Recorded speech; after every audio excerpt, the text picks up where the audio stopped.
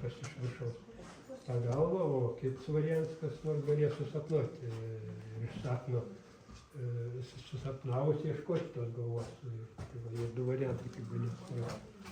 Tai čia bet manau.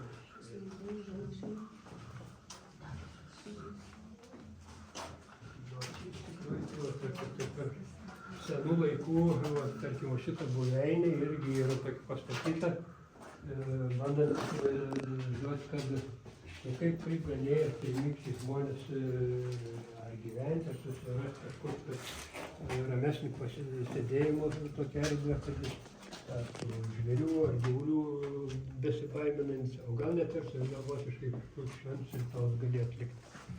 O čia, kaip dabar, kad yra klausyklos bažnyčioj, tai čia irgi yra, tai galėjo būti kaip ir klausyklos, ta senaisiais laikais, aš manau, irgi buvo išmintingi žmonės ir galėjo kažkokie ritualai būti, arba išsisakymai, ar pageidavimai tam senoliai sėdinčiam viduj. Va, iš tikrųjų, jūs drausiau, Uteniškę klausinėkit viskų, aš tik tai, va, tai pasakoju visokius arabus, pripūstų galvas. Tai, akmentikių rūbai, va. Mūsų gentys, tos senos gentys, bandėm imituoti tos gentys rūbus ir kai kurie instrumentai tos gentys, o ten buvo kažkas padaryti, kaip galėjo ta gentis atrodyti. Bet čia ir tokia, hipotetinė versija. Tai tikėtume, kad tiksliai visko čia mes nesugebėsime atvaizduoti, bet galvojam visą tas pats, kad mūsų žmonės pasirodys čia Akmenės miesto teritorijoje. O kas čia yra? O čia toks ir instrumentas, kur gali irgi kažkokį, sakykime, ar palinkėjimą, ar sveikatingumo ritualus atlikti, viens ar čia stovėti, tokias ten sėdėti ir viens kitam perduoti. Čia dar tokį galėsime parodyti. Prie paminklo jau buvo ten tikriausiai centrinėje aikštėje. Čia ir biški šiek tiek kitoks variantas. Toks pirminis sumanymas buvo, kad dar nebuvo rasti nei akmenys, nei tie patys tą vietą tikslė, tai čia buvo plonesnis akmuo. Tai čia, kaip sakė, menininkai iš pradžių tą pačią pirminę viziją pasidaro, paskui ieško visų tų elementų, kurie tiktų tai kompozicijai, bet dievulis, kaip sakė, kiekvieną žmogų negali įsiklausyti, kad jis pagamintų tokį akmenį, kaip dabar, kad o čia nupaišytis, tai teka tą storesnį padėti. Čia pakibęs kaip rolė. O ką einam gal į tą šitais kitą erdvės. Jeigu yra klausimų, paklauskit. Visi nėra dar išėjęs ne vieną ekskursiją, kur nepaklausia. Kas va šitie va yra? Man iš tikrųjų reikia vien tik susidaryti, nes apie kitkų neklausimą. Tik apie šitą. Ir aš jau kelias versijas turiu ir vis dar bandau sugalvoti kažkokią versiją. Pirminė versija tai buvo, kiekvienas, sakykim, kuris turi namėlį, reikia pečių pakūrenti su kažkuo.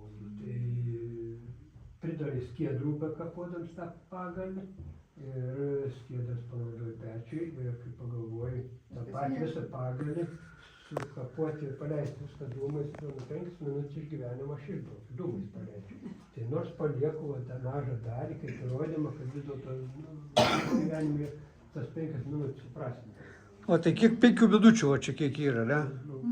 Gal daugiau, Kiek laiko? Gal daugiau negu 5 minutės kapuoji tą pagalį, neįduoju. Kitos versijos kokios? Kaip? Kokios kitos versijos sakėt? O kita versija yra... Spėkit. Apsiginti. Aš jūs noriu paklausti, kaip jums atrodo kažkiek? Matot, kaip karinė aplinka veikia žmonių smegenys, visi visą laiką kovoti, arba mušti kažkam į galvą. Jeigu mes gyventume visai kitoje aplinkoje, kitoje jausmai paslaugbūt, mes apie tai darys kovojimus, net negalvotume. Angelai, jeigu angelų paklausčiau, tai jie turbūt niekuomet nepasakytų, kad čia yra mušimas, ar kiek mes esam žemiški. O čia iš tikrųjų ir vandens lašai procesai.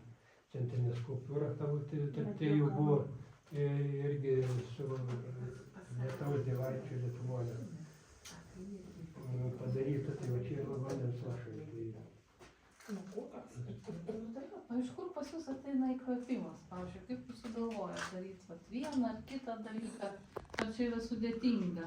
Nu, tai svarbiausia, aš manau, kad vat, tas paklausims, kada ateina ir iš kur ateina tas įkvėpimas.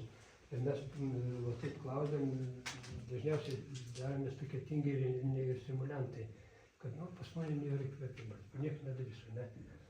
Tai mums įkvėpims ir duos nuo pat gimimo.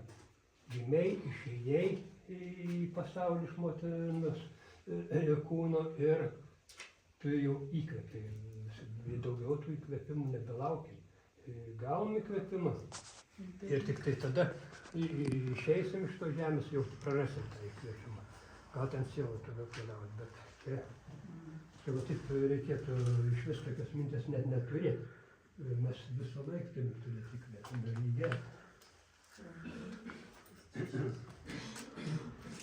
Tai va, o įkvėpims taip, sako, čia yra tokia labai madinga versija, laukti įkvėpimą arba iš kur jis ateina. Mes jau esam pakrauti nuo to įkvėpimą ir, sakom, jeigu duotas gyvenimas, to žemė gyventi, Dievo įgyvendinti ir sakyti, kad tau jau, tu esi paruoštas tam, mintis atėjo, o ta mintis, tai minčių čia, man atrodo, pas daugelį